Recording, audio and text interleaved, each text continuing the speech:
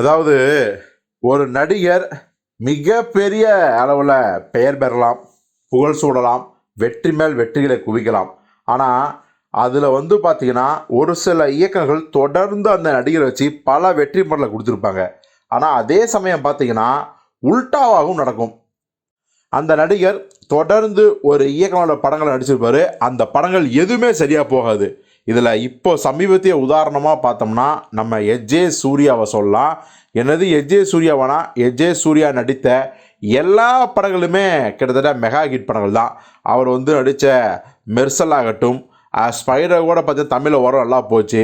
அதுக்கப்புறம் பார்த்தீங்கன்னா சிம்புக்குலாம் நடித்த மாநாடு, விஷாலுக்குலாம் நடித்த மார்க் ஆண்டனி, சிவகார்த்தினுக்கு படத்தில் நடித்த டான், இது மாதிரி பல படங்கள் எஜே சூர்யா வில்லா நடித்த எல்லாமே தாறு மாறு ஹிட்டு, வேற லெவல் பம்பர் ஹிட்டு. ஆனால் இதே எஜே சூர்யா பிரம்மாண்ட இயக்குனர் சங்கரோட டைரக்ஷன் நடித்த படங்கள் எல்லாமே தோல்வி படங்களாக அமைஞ்சதான் மிக துரதிர்ஷ்டமான ஒரு சென்டிமெண்ட்டாக பார்க்கப்படுது. ஆக்சுவலி பார்த்தீங்கன்னா இந்தியன் 2ல் பார்த்தீங்கன்னா எஜே சூர்யா தான் மெயின் வில்லன்.